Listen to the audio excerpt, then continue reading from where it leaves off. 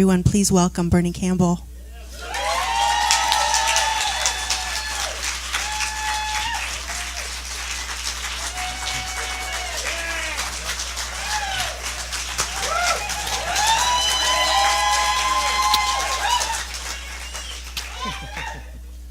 Am I on? I don't know, man. I gotta, like Yvette said, where is Pete? He ran away. Oh, man, I gotta tell you. Yes, my name is Bernie Campbell, and I am a practitioner here at Genesis, and I love being here in this community and love being in this family. A couple things with Pete. Yeah, I said, he gave me a call and he said, "What song do you want?" I'm like, "Wow, I get to pick my song? This is so cool. I've never done this before." So I said, "Yeah, how about Elvis?" He said, "I don't do Elvis." I said, "That's okay. Let's do some Led Zeppelin or Robert Plant." He said, "Those days are gone." I said, then Sammy Hagar is kind of out of the question then. And he goes, "Nope, we don't do Sammy either." So I'm going, "Oh my God." I said, "All right." So I said, "How about it? We got to figure out some kind of song." I'm telling him about our conversation, Pete. And just listen to him laugh. And I said, "Okay, then let's go." Then he said, "How about a little Motown?" And I said, "All right, Ain't No Mountain High Enough." He goes, "That's a duet." And I was like, "Oh my God, what am I going to do?" And he said, "I got one." He said, "How about a little help I Get a Little Help from My Friends" by Joe Cocker. It's a beautiful song, Pete. Thank you so much. It delivers a lot of energy, and it gets the blood flowing, it gets the people going, and you are the man. You are the man. I love you. When Pete and I first met, I knew I was going to get along with him because he's got Kirk in his name.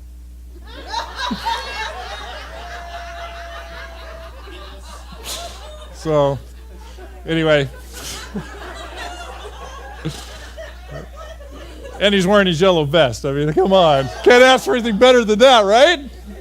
So it says up there, the talk title, and that really is a part of the talk title that I was given. The other part is Web in the Box. And it comes from the second half of that, and they didn't put that up there, but that's okay. So what I want to talk about originally, and I'm actually going to take my glasses off because it's kind of glaring up here. Wow. So what I want to talk about is I want to talk about how we communicate, how we establish a history, if you will. And we do that by telling stories. We do that by giving fairy tales. We do that by folklore. So back in the day, and not all of them are a bad thing, but back in the day, the caveman, he didn't know how to write, he didn't know how to do anything, so he put pictures up on the cave. And normally those pictures were of a dinosaur eating them.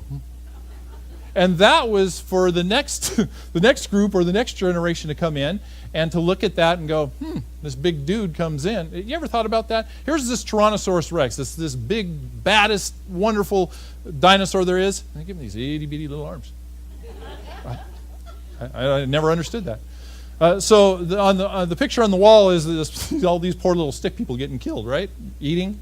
So when the next person or when the next caveman comes in or cavewoman comes in and they see that and say, "Ooh, we see that big dude. We don't want to be by him." So they've already established this thought process that when we see that big dinosaur, we need to run, or we need to. Probably there was a process of killing him, but in this particular case, we need to run. We need to move. We're going to be less than. There's not going to be a big population. So already the seed has been planted in there that that's what you do. So as I grew up, my biggest influence in my life was my mother and my grandfather. And my mother, bless her soul, and ironically enough, I wondered, this is my first time up here on Sunday, and I want to tell you I'm overwhelmed, and I'm grateful, and I'm thankful. And I like to be witty, and I like to make people laugh, but I am so grateful for each and every one of you. I'm grateful for the Genesis community. I'm grateful for the Genesis family. So thank you. I'm grateful for my CSL family that's here as well. So anyway, so my mom, she, when I was growing up, back in the mid-'60s and early '70s, Bernie was the kind of student that had an active mind. I know that's hard to believe, but it's very true. So when you have an active mind and you're sitting in first grade or second grade, and you're not really paying attention to what the teacher's saying, all of a sudden red flags go up. And all of a sudden you have teacher conferences. You got to sit down with me and my mom and say, he's a great kid in class, but wished he would apply himself more. So my mom, God bless her soul, they wanted to hold me back in second grade. Well, first, wait a minute. So what they did was they said, okay, we're going to move him closer to the teacher. He must be having some kind of problem focusing on the teacher. Well, that didn't work. I was still every which way. It wasn't that I didn't want to learn. It's just that, God, the sun's out there. As Gail would say, a squirrel's over there. And, this isn't capturing my thought. So they put me up front. That didn't work. Then they said, oh, well, he needs glasses. Must not be able to see the board. So I went and we got glasses. So I had glasses. And then in second grade, they wanted to hold me back. And God bless my mother for knowing the truth about her son. That it wasn't a fact that I didn't want to learn, and it wasn't that I couldn't speak, and it wasn't that I couldn't articulate myself. It was just for some reason I wasn't getting the curriculum. And so my mom said, no, we're going to keep him and move him on into the third grade. And to come to find out is that I have a disorder that they found out later in life that they called dyslexia. And what was happening was my mind was over here and my eyes were here. So when I read, it crams words together to me. And whatever the word comes out to be, oh, that looks like this word, comes out of my mouth. So sometimes it's really weird to sit up here, and my poor wife, she and my daughter too, and my parents, and my family, they hear some pretty interesting things that come out of my mouth. In a good way. So my mom was this kind of person that knew for her son that I wasn't slow, although they put me in slow reading groups. I wasn't somebody who didn't have an active imagination, because I certainly had an active imagination. And I wasn't somebody who couldn't read, although I had some issues when it came to that. So my point of saying all that is that my mother didn't let people tell her about her son. Because if that would have been the case, who knows where I would have been? Who knows what would have happened to me? Who knows? And for me, my grandma and my mom and my grandpa were the people who would always, I never once heard that I was less than. I never once heard that I couldn't do something. I never once heard that, Bernie, you need to apply yourself more. I never heard that. I heard things like, my grandpa, you'll be fine, just keep going. Okay. My grandma, don't worry about it. I only have a 6th grade education, but look how I am. And my grandma was a financial whiz. She might not have been able to do a lot of things in her life, but she was a financial whiz. You give her numbers, she could do magic with them. And my mother was always, Bernie, I am so proud of you. Bernie, I am thankful that I have a son like you. Bernie, I'm thankful that you're here. So the point that I'm getting at is that truth is the truth is the truth. And Bill, that's a great definition. All three of those were great definitions of what truth is. And what I got out of that is truth is freedom.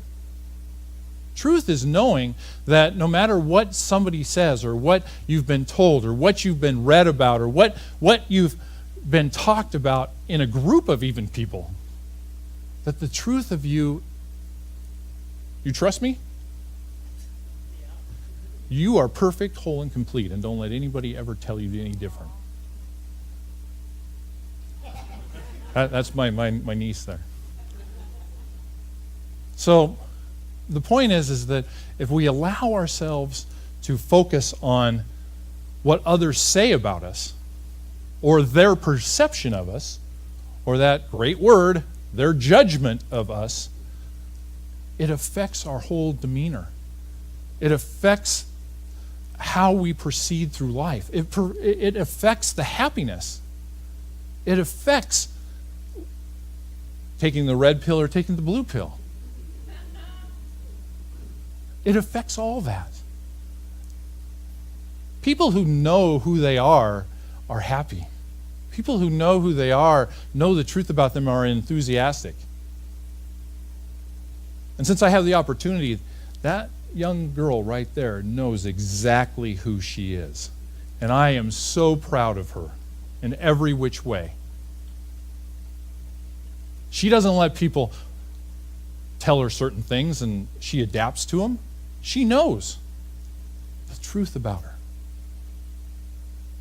One of the hardest things that I ever had to do in my life was disobey my grandfather. Because when I was growing up, whatever Grandpa said, why would I have any reason to doubt him? He's a major figure in my life.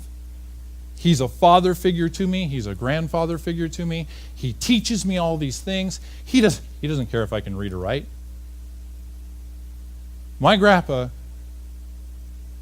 was interesting. He taught me just enough to be dangerous. You know that term, jack of all trades and master of none? I know a lot of things, but I don't know a lot of things, if you know what I mean.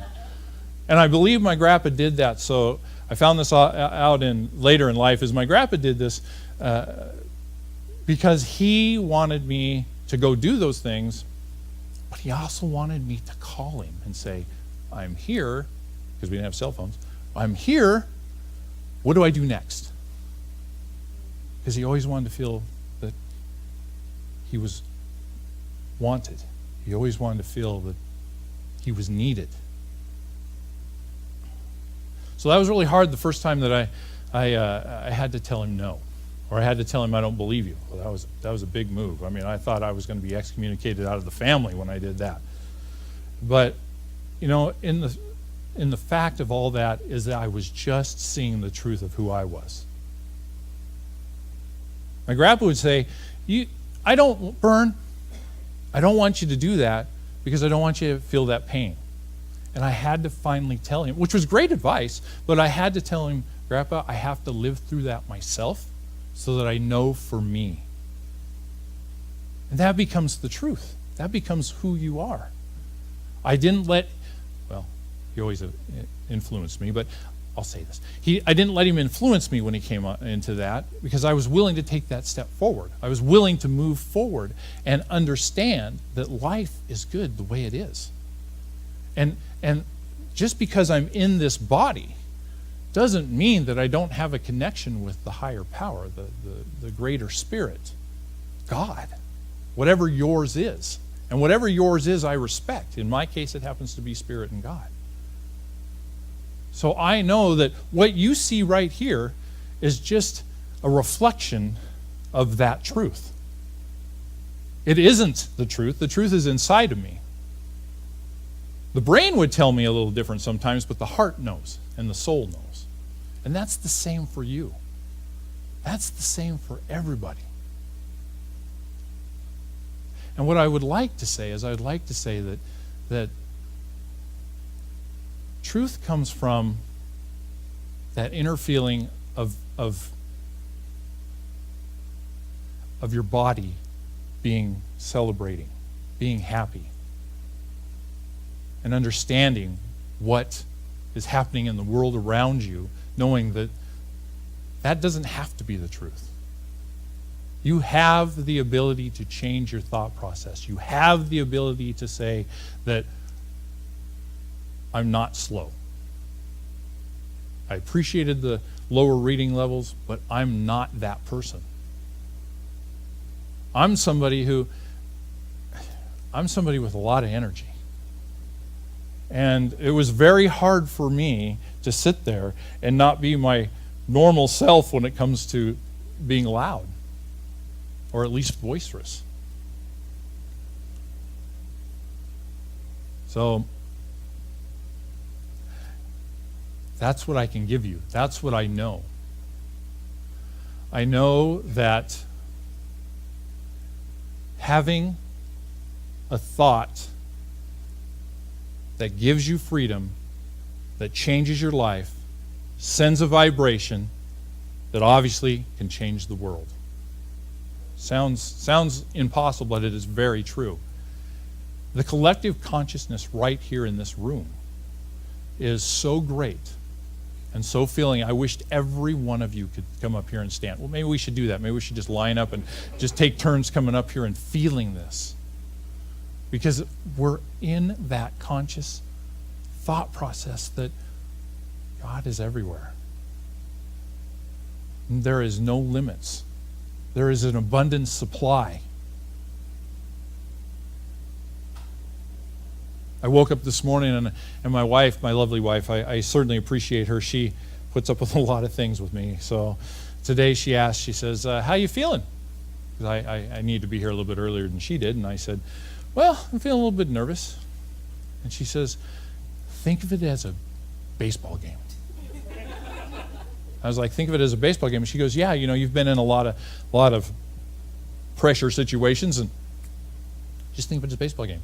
Which she's right. And I said, well, the difference is that I don't know if these people are going to like me. I don't know if these people are going to laugh. I don't know if these people are going to go, oh God, I'm not coming back next week. Oh, I hope Gail's here. But what I do know in a baseball game, I was a pitcher primarily, and so I knew in a baseball game that if I threw the ball right down to the catcher, it would either be a strike or it'd be a ball. Plain and simple. I didn't have to worry about anything. It's either going to be a strike or a ball. So, the other thing that happens is you get up here and time flies.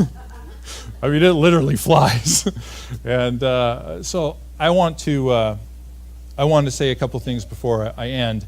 Again, I want to tell you I'm gratefully humbled by each and every one of you here. I'm gratefully humbled by the fact that I have the opportunity to be in this position. And I love you all, and this community is growing and growing. I want to acknowledge my wife one more time and say I really love you and I really appreciate all the support that you give me. And I want to end with something.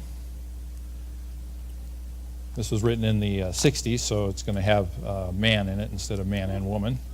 And it says, a guy once said, you never stood in that man's shoes or saw things through his eyes or stood and watched with helpless hands while the heart inside you dies. So help your brother along the way, no matter where he starts. For that same God that made you made him too, these men with broken hearts. So I encourage you to do just that. Help your fellow man, help your fellow woman. Know that things are good, and life is good, and that the truth of you, if you trust me, you're perfect, whole, and complete, just the way you are. Amen. So I want to close to seal all those words. So if we can just take a breath, if you feel inclined to close your eyes, and feel, maybe even hold the person's hands next to you. Feel that presence, feel that body, feel that warmth, feel that truth of love, that truth of compassion, that truth of knowing that you're perfect, whole, and complete. That God loves you. That there is nothing that you can do to disappoint God. There is nothing that you can do that God will not be in, through, and around you every moment of your life. May it be this physical life or the life beyond. I know this for all of you. I know that this is the way it is. I know that truth, love, harmony, abundance, all those God words is absolutely true. So I want to thank each and every one of you for being here. I love you all. And with that, I say, so it is.